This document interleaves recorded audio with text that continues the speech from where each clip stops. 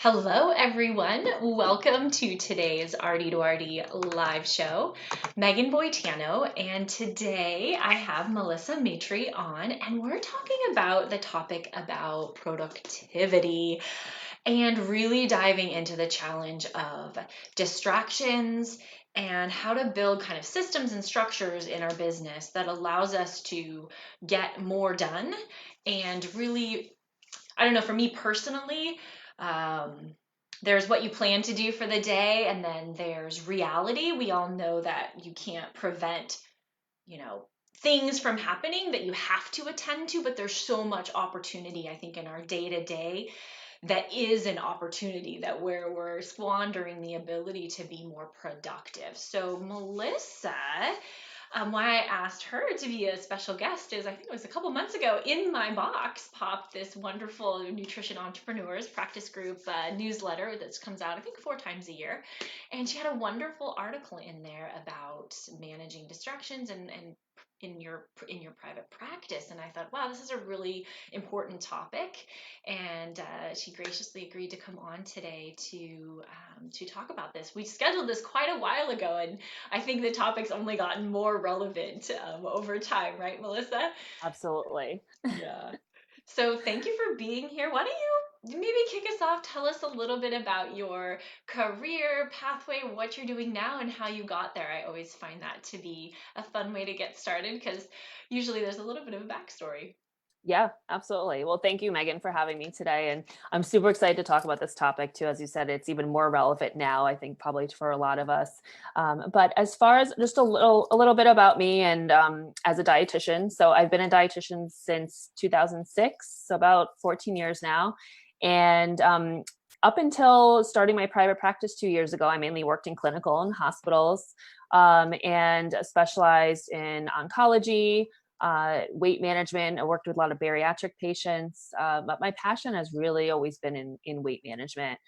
So I started my private practice a little over 2 years ago, and when I started my practice, I started it as specifically like working with new moms because I felt like I could relate to that, like the struggles of eating healthy as a new mom. And then it slowly transitioned into more weight management for new moms, and now just for all women. So because I saw that, over the years working in clinical, especially working in the hospital setting, that I felt like I could only do so much for my clients, for my patients, because I felt like I wasn't seeing them often enough. They were always Right. struggling with their weight. And I know you've worked in clinical before too, like, Yep. and so that was a big reason why I wanted to start my practice, to be able to work for myself, of course, have the flexibility, be able to have more time with my kids, and I just was be like, able that's the to, elephant in the room to talk about, right? yeah, Balancing the practice yes, and kids and why you're so adept at. I right. admire you because, you're in a lot of different groups with me. And, there's people who seem less fettered, right? Like you seem to be, we're all busy, right? We all Mhm. have too much to do. We all feel like we're not getting enough done. And yet there's this way that you communicate things that no matter, you're struggling with the same things I am, but Mhm. yet to me, you always, your communication always comes off as, you seem to be executing a plan with some system and structure where you're getting the most important things done. And that shows in how you communicate. And I'm like, I need to dissect a little bit more about what's going on, about how you manage your day, manage your thoughts, manage, really, because people Yeah. say, oh, I use Trello or I use Asana or I, put notes. I really want to dive into how do you get there? Because I think Mhm. so much of it is the doing, but it's also how it translates into how you're feeling.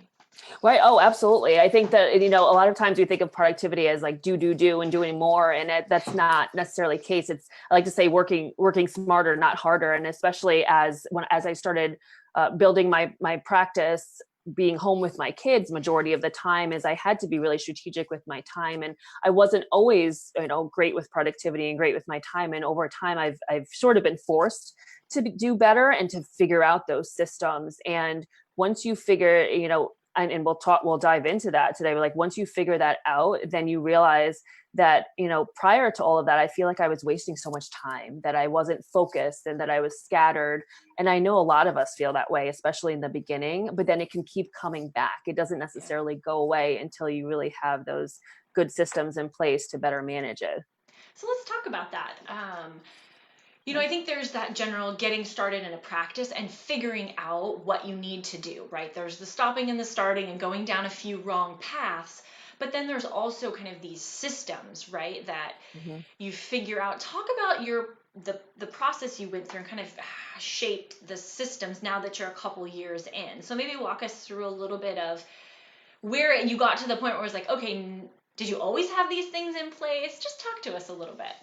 Yeah. So in the beginning, I would say probably like the first 6 to 8 months of my building my practice, I was very distracted and I didn't have any systems in place. I kind of just like dove right into it, like maybe a lot of us do. And really kind of learned as I went, taking it step by step. But the biggest challenge I had in the beginning was getting distracted, and especially being with my kids. And even when I wasn't with my kids, I, distracted by social media and emails and just all the other like day-to-day things that kept coming in, that I found that at the end of the day, I was looking back and I said, oh, I feel like I should have done more. And, what did I really do with my day? And so with that, I started learning a lot from a lot of the Facebook groups that we're in, and speaking to other dietitians, just hearing what they're saying, and kind of just growing from, from a lot of the mistakes. We all make mistakes, right? And just seeing what other people had gone through and how they came out of it, how they improved and how they developed better systems. And especially the days that when I was with my kids, I started just, really prioritizing and, setting just 2 to 3 goals a week. And, I started out very simple with my systems. I didn't purchase any programs or apps or anything to use. I just used a Google Calendar.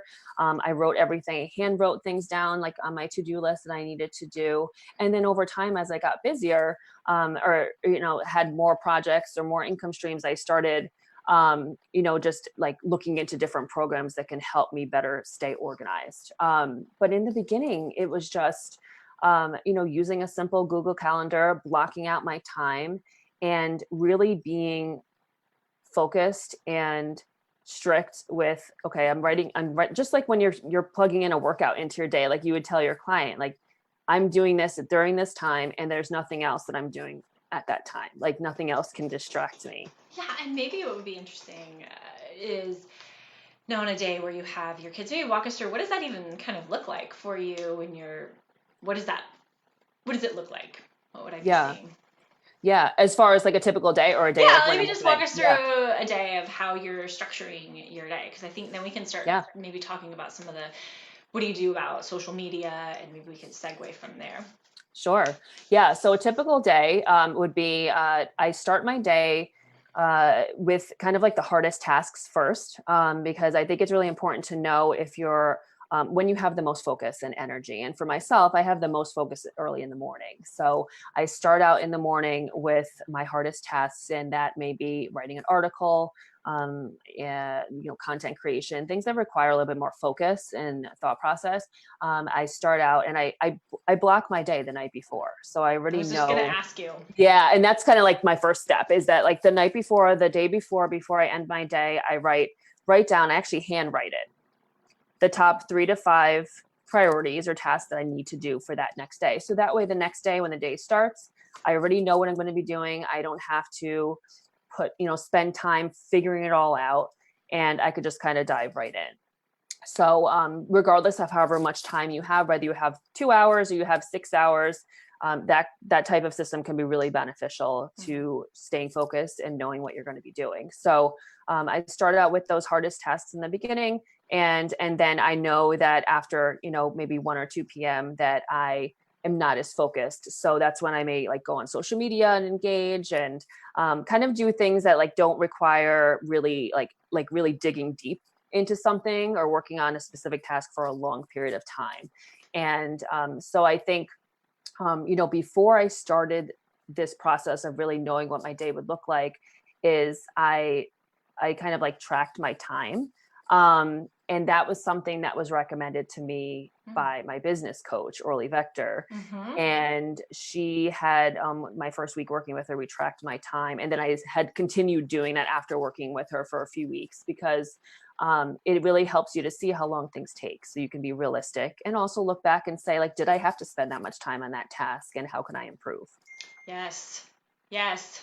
I think it's interesting. There'll be times where I have to write, whether it's an email newsletter, and whether I have an hour or I have 2 hours, that's how long it takes, which I think is Mhm. really interesting sometimes, where, you're trying to always work at this reasonable pace. Like there's times where you finish something and you're so exhausted. I think it's that finding Mhm. that balance of how long does it take, but how long does it take to complete something in a way that you don't feel, like you're whipping yourself to get it done Right. as You well. don't want to feel too rushed either, because that can cause stress, Right. but it's But I think balance. there's that balance of being reasonable about how long something takes. And I love that tidbit of tracking your time to see where was that really to see where you're spending your time as well as how much time things were taking?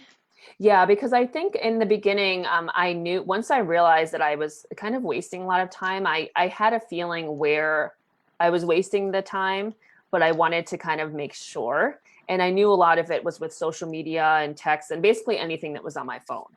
Yes, So, so we absolutely have to talk about the social media aspect. mhm, And I think we know it's part of our business, but we also know we are checking it and utilizing it. It's also eating up our time. So mhm. let's talk about your kind of, I guess, journey to kind of manage it, what you're still working on. I think people tell you what you should do, and it's maybe the leprechaun at the end of the rainbow. Like, does anybody actually achieve? Does anybody actually do Right. it that way? So I'm really curious to hear, because I don't want to be told what it should look like. I actually want to hear, what it looks like for you some days and other days, and what is a good day, if that Right. makes sense. Yeah, absolutely. It's always a work in progress. It's not easy, because I think that a lot of us may struggle with social media is because, especially those of us that have online businesses, is that we feel like we have to constantly be on and always be present and engaged and not miss anything, because, maybe we'll miss a client or someone's going to forget about us if we don't post for a day and all of these things. But when it comes down to so a couple of the things that I realized and started doing to help better manage is, number one, I set daily limits on my phone. So Mm-hmm. on my apps that I feel that I knew through tracking that I was using too much. So for me specifically, it was Instagram. Like I was going on Instagram. I was just, you know, for some reason, like, pressured by that app, like just seeing that picture, like I just always kept opening it. I didn't really know why I was doing it. And I didn't really have any real intention. And so I set the daily limit. You can set it for, there's no right or wrong for the time, but I set it for an hour. So all of my social media apps are set for an hour for the whole day. So if you go over that, you're getting close to it, it'll warn you and you get a pop-up. So it really just serves as a good reminder to go on there with intention and not, spend too much time on there. So, I think it's also that distraction. It's like when you're doing a difficult task. I mhm, know for me in the morning when I wake up, if I get up at 5:30, and that's my most creative time. If I have to do really deep work, like you were talking about, that's when it has to happen. mhm, And when I get up, that desire to touch my phone and turn it on, it doesn't even come with me from my bedside table, like to my office. Like it stays in there because I, when I'm in deep work, there's times where you're struggling, like you're trying to write an article, and that distraction of, I just need a break from this right. mentally difficult task. And sometimes sticking with that task, right? It's Mhm. okay, moving to a different section of the article or switching to my second highest priority task, not going over into social media for that release of, Right. I don't know what for you, but I know for me personally. Yeah, I totally agree. And I used to be guilty. I used to, like, the first thing I would do when I would wake up is like go on my phone. And then before I knew it, a half hour went by and then my kids are waking up and I lost my opportunity. And so Hmm. it's really important, especially like you said, when you're doing that deep work, is to not even have the phone around, because when it comes down to it, it's just going to pull you from what you're doing. And then you also start consuming more content, and then it ends up kind of taking up your brain's energy. So if you need to take that break, you take that, 5-minute break, whatever you need, maybe just go, walk around, grab a cup of coffee, or like do something where you're not looking at another screen. I love the So idea of setting the time limit. I know some people who will uninstall and reinstall the app. Like, it doesn't take very long to take it yeah. off and put it back on. Like, they don't even trust themselves to have it on their device, and they Hmm. only look at it. So knowing yourself around managing social media.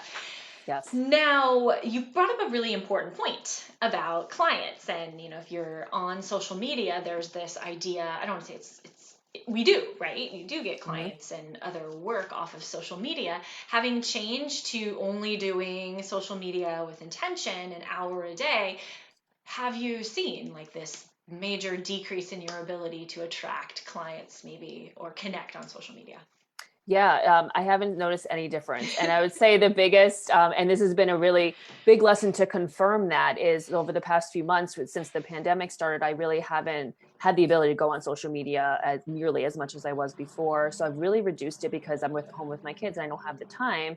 And with that said, I still go on every day, but I don't spend as much time. And I really go on specifically with intention. And really what that kind of means is, I'm going on for a purpose. So I'm going Mhm. on whether to post something that is very relevant to my ideal client or whoever it is out there that I want to see my content. I go on video because video has shown for myself particular to be more better use of my time, or I connect more quickly with my ideal client. So it's really tracking that and seeing what works best, and then using that time specifically for that, instead of I'm going on because I want to see what everyone's talking about, or like what other people are doing in my niche. And, it's nice to see that, but it's not always that helpful. It kind of pulls you away from your own business Mhm. and the message that you're trying to Yeah. portray. I think I use Trello, but I think as you're talking, one of the things I've done for like daily tasks where I tend to get distracted or go down a little trail of other things is having a little checklist. So when you open up a Mhm. task in Trello, you can put a set of check boxes. So for me, I have like review daily statistics from the website, like different Yeah. things that I need to check through. And it's very easy to go, oh, well, that's strange. And then a half hour later, you never got through your checklist. So the same idea of, I created recently a social media checklist. So if I'm going to go into Instagram, I pull that checklist up and I'm going to comment on 10 posts that have these three hashtags. I'm going Hmm. to, right, like I'm going to do a story at this time of the day. I'm going to Right. screenshot a review and I'm going to share it, and then I'm going to talk about that product and I'm going to link to that vendor. What am I strategically and purposefully doing? I'm not Hmm. just going on social media to see what's there. Right. Um, or if you do want to plan in leisure social media time, that's okay, but Hmm. you can't have both. Like, you can't be saying I'm doing Right. this for my business and then not be doing it Right. for Hmm. as a De- business function. Definitely, definitely. I totally agree. And I think that what you're suggesting too is really helpful as well. Like just being really specific with why you're going on there, what exactly you're going to be doing, because then it's harder to just like kind of go down that rabbit hole. Like if Hmm. you're just going on there just to go on, and then you're going to kind of easily forget why you're on there in the first place. And that's when you end up wasting the time. Right. And I think you said some good things about setting your day up ahead of time. So the night Hmm. before, knowing the task that you're going to start with and really starting with that most important task, but also the type of task that needs to be done at a certain, time of the day. Hmm. That in the morning, your deep work in the afternoon. I know we connected, before about this, but on days where you have childcare, if you're managing kids, I'll tend to completely ignore social media on days where I have the more opportunity to do deep work, and then Hmm. we'll do more social media commenting and things when I can be walking in the park or the kids are playing somewhere, and I can do more of that or be more visible in a story. So Right. looking at what works for you, because there's so much pressure to do things a certain way by other people. Hmm. I don't Right. know. Right. I completely agree. I think that you have to do what works best for you, and there's really no right or wrong. And I think that's how you're going to improve and build your business more quickly, is by Mm-hmm. focusing on yourself and your own goals, your own business goals, your lifestyle, how much you want to work, and not really worrying about what you see other people doing, because And you it can also so mentioned easily video. influence. I think Yeah. people are not like, you're doing I think so many people are maybe hesitant to, use video, but really being strategic about when you're there doing the most high value tasks, maybe Hmm. even if they were uncomfortable at first. So I think there's a lot of good Yes. nuggets in as far as distractions. Any other tips around kind of, everyone will say, I feel like there's this focus on tools. Okay, it's like, yeah, I need a plan, a scheduling tool, and I need all of this. And I honestly think most of us have the tools right in front of us. We already need to be way more efficient and get a ton back of our time from social Yes. media without buying any tool. Right. Just saying. Hmm. Yeah, I We, completely agree. I think when it comes to tools and apps and all of those things in general, is that, they'll only take you so far. They can be super helpful if you know what you're going to be using them for. But I really think in the beginning, if you're really right now, whether you're brand new to your practice or a few years in and trying to get more organized, it's just, starting out very simple and really just like setting your goals and your priorities, and where you want to spend your time, and then only spend your time doing the tasks that are going to help you reach your goals. If you have something that, for example, I mean, really recently, like I used to try to do everything, and I'm the kind of person that sometimes wants to do everything, and that can backfire, because we're, as entrepreneurs, we're really passionate about what we do, but then that can sometimes, if we try to do all the things, then we end up being less productive, because we're getting pulled into everything, and we really can't do that well at being every one consistent with thing. a few high value things is much better than just trying to do a little bit of 10,000. So there's a question here for Exactly. you. I Yes. want to ask you. So from Alex here, can you talk about staying accountable as a solo entrepreneur, right? Most of us are, Hmm. right? Batch tasking, social media Hmm. content development. So that whole idea, scheduling, how to figure out whether you're going to delegate something. I think there's this idea always that we have so much. Is it that I just need to batch it or I need to outsource it? That I'm sure you've been there, right? So talk Yes. about what you decided or how you worked through that. Yeah, sure. So that's a great question. So yeah, so the first part of it, so as far as staying accountable to, I'm a solopreneur as well, and I probably plan on continuing that way for a while. And in staying accountable, so two top ways that have helped me to stay accountable in my business is I am in a mastermind. So I'm in Heather Neal's Dietitian HQ mastermind, which is awesome. So I've been in a part of that group for a little over a year. And so it's just a smaller group of dietitians where we support each other, set goals, and follow up with each other.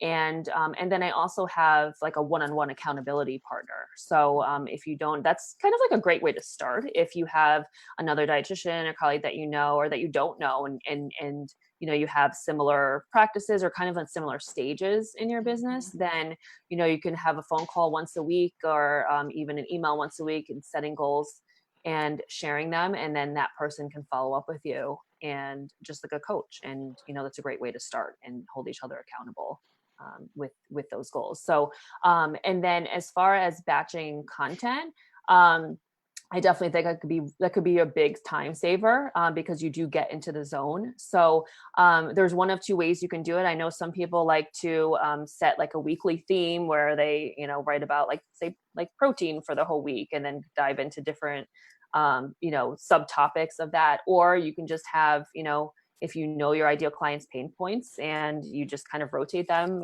Mondays is recipe and Wednesdays is this, and you just kind of, I know for myself, like I have, it's a little bit different now that I don't have childcare, but in normal situations, one day a week, usually it was on Mondays, is that I would kind of like set either Mondays or Tuesdays, I would kind of like block out like an hour, and I would just do all of my social media content. Like I use Smarter Q, Mm-hmm. which is like a planner. So if you have any type of social media planner, then you can batch all your content for the following week.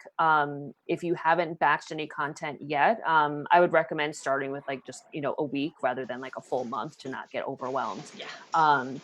But it can be a really easy way to get into the zone and kind of plan ahead your themes, what you're going to be talking about, and the types of questions you may get, rather than, kind of scrambling day to day, Yeah. trying to figure it out. Yeah, I think figuring out what works for you, and it may look really weird to other people. I like social media. You mentioned using a scheduling tool. Like I, in the morning, might know I need to get out a social media post. So scheduling an Instagram post from a tool on my desktop that doesn't even allow me to see Instagram. Like I upload the picture, upload the comment, and schedule it to go out at 4 o'clock in the afternoon or 5, or sometimes it's 8 p.m. That's allows me to schedule that post, but then maybe I'm, engaging and doing a story. It's different. It's later in the day. It might be. So I think, or maybe when I'm with my kids on the days where we're busy, or I know when we had sports practice, I would be, scrolling social media, and I get some inspiration, like a post where I like the way that it's structured, and I could see how my own content could be used similarly, and I'll screenshot it. And then I'll add a memo where I add it in Trello, and I put like a caption or a this or that. And so I'll throw all of those in. And then when I need to post or I'm batching it out, I'll go back to my like little inspiration list and with the same pain points and try to, put like make it your own. Yeah, that's great. Yeah, then it's like you kind of already start like the first step of the process, and as you're seeing things in that way, you're not, you're making the most use of that other content that you're seeing too. Right, I feel like if you're making ravioli, right, you probably, a lot of times you don't sit down and make ravioli from start to finish. Like the day before you made the filling, and then maybe you made the pasta, and now you're, whatever, and maybe you threw some of it in the freezer. I feel like social media isn't, we have this idea of how it has to be a certain way, and that some weeks maybe you're making ravioli and it looks one way, and then another week you're doing quick prep meals and it's all still okay. Like it's still okay. You're still eating, Yes. And I think that's for sure. Yeah. And it's important to remember too, that like the other people, like on the other side of the other people that are seeing your content, like they don't know how you're planning it out, and they don't really care. Like they don't, as long as whatever works for you. And sometimes you may have weeks where you're not able to batch content, and you don't have those chunks of time, and or you just don't have the energy to do that at the time. And that's okay too. And it's more about, on the back end for yourself, setting up those systems that in general work best. So you've talked a lot about social media. So you also have a practice, and you're seeing clients, and I'm sure you have email and scheduling requests, and maybe, new client discovery calls or otherwise. How does that work into your day? How do you manage those other elements? Yeah. So as far as email, and that's another, distraction that can come up. And as far as managing with emails, of course, you have to respond to them at some point. But what I recommend and what I do to better manage my time with emails is I only check emails certain times of the day. So I don't have the email app on my phone. And because I find that's another, like, it's too tempting to keep going on it or seeing the notifications. So if you do have the app on your phone, you can turn your notifications off. You can do the same thing on your computer if you find that that's distracting you. And then when I do go on to email, I again go on with the intention that I'm going to respond to those emails. So that's a huge time saver, because if you're going onto your email multiple times a day, pulling your brain from the task that you're doing, and then you're not responding to those emails, or you're kind of like just reading through them and you're like, oh, I'll check back later. Well, then you're kind of doing double work, because you're reading that email and then you're going back and rereading it and thinking about how you're going to respond. So being more strategic with that can be really helpful with saving time in your day and saving energy too, because I think a lot of it is just saving your energy for the things that are the most important. Yeah. So if you're having your deep work in the morning, you're having, clients, and then you have charting and you have social media, how do you manage, I feel like, this kind of the feeling of overwhelm? I'm sure there's days where you're like, okay, this is working well. And there's other days where you're, I'm sure, feeling like it's just too much, right? Mm-hmm. Oh yeah, of course. Yeah, there's definitely easier days than others. And I think a lot of it is the mindset and kind of like your overall attitude. And of course, like there's just, for whatever reason, we don't even know why, there's days that we feel more overwhelmed. Maybe we like overbooked ourselves or didn't plan accordingly and feel overwhelmed. But what helps a lot from the day to day is really kind of like blocking. It's kind of like time blocking or like batch tasking to an extent is like I see clients 2 days a week and I only see clients generally on those days. So I separate like my in my business, like my main, most of us do more than one thing. So like my main two like revenue generating tasks are client work and freelance writing. So so with that, I schedule client sessions 2 days a week, pretty much back to back, and with breaks, and then I set aside one day just for content creation for social media, and then like my paid content creation that I do, my writing work. So I can get into that zone. Because in the past, I was finding that I was doing 3 different things in one day, and I would start writing an article and then get halfway through and then have to see 5 clients, and then you kind of drained after that to go back to it. So that's a huge value nugget right there, because it could be really helpful. It kind of had similar experience, like understanding yourself. And yes, on paper you could say, I'm going to write this article here and then I'm going to do that, but does that actually work for the way that the level of energy that you have? Like, how are you feeling at the end of that day? And I think there's a ton of value in kind of listening to your own truths, right? Yes. But you also talked about the list the night before, and I think it's kind of it's empowering, and I think it's important to sit down and have that.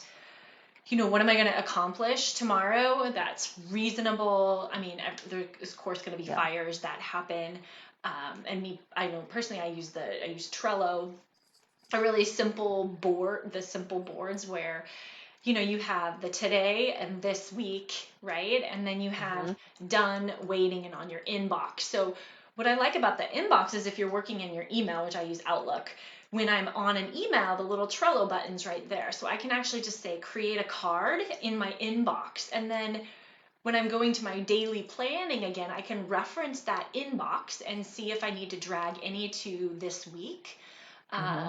If it's something I want to put on my blog content, like editorial calendar, I can, add a card to that. So I think it's the managing of what's coming in as well, so that it doesn't feel so overwhelming. Like it has a place, it's going on my inbox, and I can mentally let it go.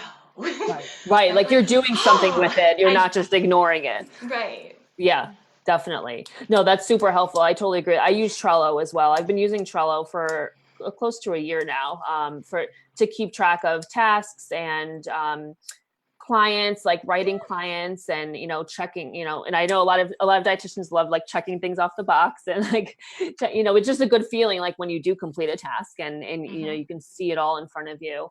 But I know it can be overwhelming sometimes to see it. But like you said, when you're connecting those systems in that way too, then you can know that, okay, I know this needs to be done, but it doesn't necessarily need to be done right now. Like I'm checking it off. You can't have a to-do list that has 1,000 items. Like I think we have to be reasonable about, that just can't happen. And I think we need to celebrate what we are doing and kind of not be realistic about how much we can put on our to-do list, and celebrate when we're doing important things for our business at with the time and mental focus that they deserve. And some of that stuff just isn't going to, it's not going to filter up to the top. Right, exactly. Yeah. So you mentioned a few like productivity rituals, like your planning. Any other things? And then maybe we can talk some more about other tips that you have, but kind of things that you do that you feel like add kind of structure and things. Yeah. So definitely like the number one is setting those like daily 3 to 5 tasks. And that's based on the priorities. And how I determine, I know a lot of, like when I had done a presentation on this in the past, one of the questions was like, how do I determine what a priority is for my business? I think that sometimes can be hard to decide. And I consider priorities being like, one, what you really love to do, what you're best at, and what are the revenue generating activities. And those are kind of, can help you to figure out those priorities from day to day and help you just kind of determine your vision. So really setting those daily tasks. And so, but before that, it's okay to, do like a complete brain dump and just like write everything out, whether it's in an app with a list or handwriting all of your to-dos, just to kind of like get it out of your mind fully first. And then, so that's kind of how I start the process. And then you set those priorities. So, you're not forgetting about those other things, but maybe they don't need to be done right now and they're not priorities. Mhm. So I set those daily tasks and then weekly tasks as well. So with the weekly tasks, usually they're more income or deadline driven as well. So that's how I prioritize that. So whether that's clients, paid content creation, something that has a deadline that week, that would be a priority. Not necessarily something that's, a month from now, even if it's a big project, but if it's not due right away, a lot of times, we can be more motivated and get more done more quickly when we know that deadline is happening soon. So again, depends on how you like to work, but that's what works best for me, and I know from other RDs I've talked to as well. And then a lot of like what helps me stay organized too is like setting those goals with my accountability partner. I So was I just gonna have say the other yeah things you so talked about. yeah, so I have an accountability partner. She's another dietitian from my mastermind group, and so every Wednesday we talk and we set goals. We send each other anything like we're working on for feedback, and it's really helps to keep the momentum going, because sometimes, especially if it's a project or something you're working on that can easily just keep falling to the back burner, then it really helps to keep you kind of moving forward. Um, Yes, I think those so big projects, like if you put them on your Trello board as this giant thing, mhm. instead making it one little element of the entire thing, Yes. because it's not doable. Like on your Mhm. to-do list, is that actually something you could do? It's probably not. And Right. for your own mental well-being, sometimes you need to be able to feel that you broke a task down into Mhm. smaller bits and pieces. Yeah. Yeah, and I think a lot of it too, like, to keep in mind is thinking about what you really have to do and what is really necessary in your business too. Again, bringing yourself back to your own personal goals and your own business. Like, I always bring myself back continuously to my goals, with my own business and with my life goals, my personal goals, and make sure that all aligns. Because if a new opportunity comes up that doesn't align with that goal, then it's taking up more of your energy, more of your time, and it's not necessarily bringing you that reward or bringing you that, building your business in the way that you really want it to. So Mhm. not feeling like you have to do everything. It often can be, much better for your energy and for, your energy that you give back to your clients and to, whether that's one-on-one clients or, writing clients or whatever it is that you do. And so you have that energy to give back and you're not overwhelmed. Yes. So, what other, I guess, tips or I guess we talked a little bit about misconceptions, but Mhm. you were talking about, you know, but I think kind of to wrap up like tools and these like Yeah. we probably missed a few things. So, what are the things we haven't Yeah. talked about? Yeah, so I think there was a few tools that I wanted to mention. So if anybody's researching and looking for some tools to stay organized and create their list. So as far as apps, so I mentioned, when I first started this process of getting more organized and productive, I tracked my time. So there's an app called Toggle. It's Toggl, and that is a time tracking app, and it can help you to just see where you're spending time on your tasks and use that kind of as a guide to start. And then something that has been extremely helpful for me, that I actually learned from Anna Weisdorf, dietitian, is the tomato timer. So I don't know if anybody's heard of that, but it's basically, it's kind of like a method of, it is an app. It's called a tomato timer app, Oh, but it's a method, like it's a productivity app that can, it basically sets your time blocks into like 20-minute increments. So you work for 20 minutes, then you have a 3-minute break, then you work for another 20 minutes, 5-minute break, and it kind of keeps increasing. And it's, having that timer, it sounds like you're being like put on a lot of pressure, but it actually really forces you to just like buckle down and just focus, and like you don't do anything else during that time, and you're gonna realize how much you can actually get done in just 20 minutes when you're not distracted. So I'd recommend that. And then as far as lists, if you wanted an app to help create lists, with your tasks, Evernote or Wunderlist are two that I've used. I don't know if you used either one of those, Megan, but those are both pretty easy to use. I use Microsoft Office. I think people forget, like, they actually have a lot within their suite if you subscribe. Yeah. Definitely. So it doesn't have to be, I think I started again, like I learned over time too, like I started looking into all these different apps and then I felt like I started getting overwhelmed with having too many apps. So I think it just depends on what systems you already have in place and their capabilities. But yeah, and then as far as programs, and we talked about Trello, as far as programs to help with like managing projects and your lists, Trello, Dubsado, I know is another one that a lot of RDs use. And I've used a little bit personally too. And most of them have free versions as well for you to start with and kind of like just test them out and see what works best for you. And I think giving yourself time to learn how to use one of those lists, and I think just starting out super basic, you go on to them and it can feel really overwhelming. So, yeah, giving yourself a little bit of a, time to just use it in the most basic way possible. Exactly. It may have a lot of features. It doesn't mean that you have to use all of them. You can start it out with just a simple list and see how it's going to best help you over time. Right. Absolutely. That's really good stuff. All right. So I'm gonna make sure we don't have any more questions. Yeah. Sure. Any questions that you have, if you want to ask Melissa, specifics about, how she manages time for her practice or charting, feel free before we run out of time to ask those there. Because I know you've, the last couple of years, I mean, you went from nothing to, where you are right now. And I really think a lot of it, there's a lot of moving parts, right? Some of it is just being productive, but you've talked about a lot of other things, right? Like you had a mastermind, you had an accountability person, you had, a coach. How much of some of those other things do you think equipped you with the ability, I guess, to use some of these productivity tools? Do you think without some of that other stuff, because I think when we're trying to figure out what do I do, it isn't necessarily just download Asana or time block or limit your time to an hour. It's not that simple, right? Right.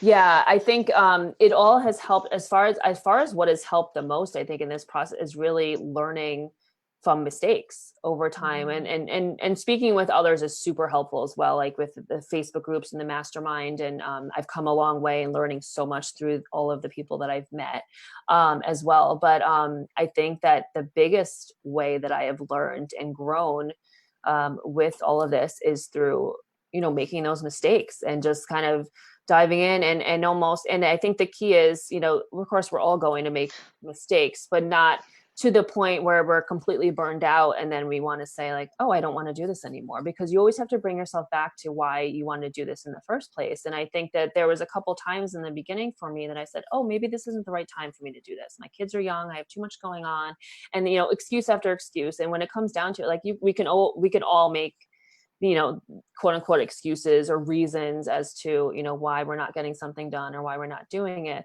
But I think it's just asking yourself, like, do you really want to do it? And what is it that you really want to do? And kind of just like blocking out all the other things that are pulling you away from that. And so really like surrounding yourself with positive people, like-minded people, especially like when things maybe like you're having a month that you feel like things aren't going as well as you would like them to go, and just having those other people to pick you up when you need it, because any business has its ups and downs, totally normal, we all go through it, right?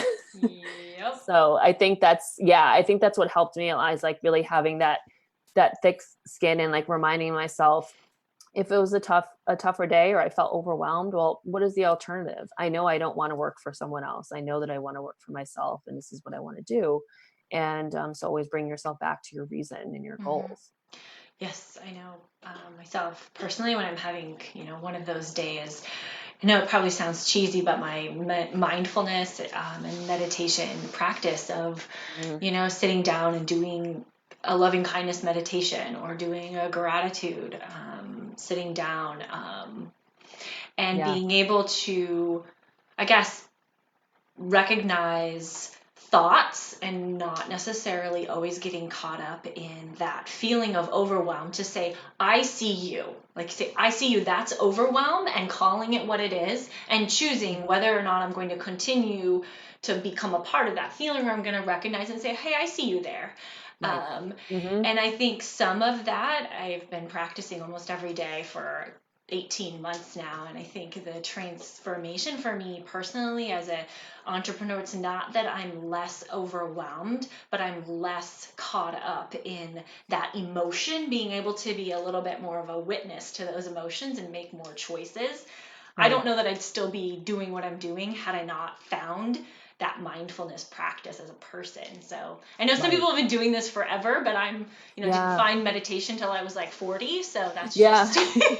Yeah, no, that's great. I know. I think I was hesitant with meditation as well for a long, and for me, like my practice, I love to run, and I know you like to run too, but that's like my stress relief, and like that's how it helps me to focus too. It's like, even if I just do a mile, and I think it's just, learning those, whatever it is, whether you're more of like a yoga or meditation person, or more like, more intense workout person, and that's what helps you. Really a good point of, talking about the energy levels throughout the day. And my daily routine is very different now, but in the morning, that deep work, but after 3 hours, like, or 2.5, where the kids were sleeping, getting them out the door. And then I'm feeling scattered and stressed from that whole lunch box, homework, blah, blah, routine, that then going to the gym, and it's a place to kind of get that out, and then coming back and having that, focus work, like, thinking about what do I need, and it's okay if maybe it's different than somebody else's work day, and then matching those tasks where, Yeah, and you're going to end up getting more done in less time when you do those, the self-care is all that self-care too. And that's another way to be more productive. We can say, I don't have time. And just like our clients say, is like, I don't have time, but it was reminding yourself that if you don't take the time, then those tasks you have to do are going to take a lot longer. I think if you look back at the days where you spent 40 minutes going running, and maybe you're like, I don't have time to exercise, and you compare what you got done on the days where you decided to sit and work, I think the reality is you probably didn't get any more done. Right. So there's that whole, is reality and perception are sometimes not always the same thing. If you need that for your own mental clarity and being mindful. Definitely. So before we go, how can people connect with you, follow you on social media, tell us about your website, all that good stuff? Yeah, sure. So social media, so I'm on Facebook mainly and Instagram, Melissa Mitri RD for both. And then my website is www.melissamitri.com. And I also, so I may have briefly mentioned that I also, like, I'm a freelance writer in addition to my private practice. So I also create content for health professionals, dietitians, websites, blogs. So if anybody needs help with their blog or website, and whether that's not a skill set that you have or something you don't want to spend time on, don't have the time, then I'm happy to help and talk as well. Yes. So if you need writing, Melissa writes. MelissaMatry.com. So thank you for coming on today and sharing your kind of personal experience. And some of the things that stood out were not necessarily about all the things you did right, but also some of what didn't go, and learning through failing, success, and that's part of the process. And I think trusting your own instincts about what's going to work, the tools that you had of accountability and masterminds and all that stuff. I think there's a lot of great value here today. Thank you. You're welcome. Thank you for having me. All right. Thanks, everybody. We will be back in 2 weeks, and I'm really excited. Amber Gorley, some of you know her. We're going to talk about the radical practice pivot. She went from being kind of a virtual cash pay to an insurance-based practice, hiring dietitians, getting into closed panels. So we're really going to talk about the background of why she did that, how she did it, and some of what she's learned along the way. So that'll be 2 weeks from today, same time, same wonderful face. All right. Thanks again, everyone. Bye. Bye.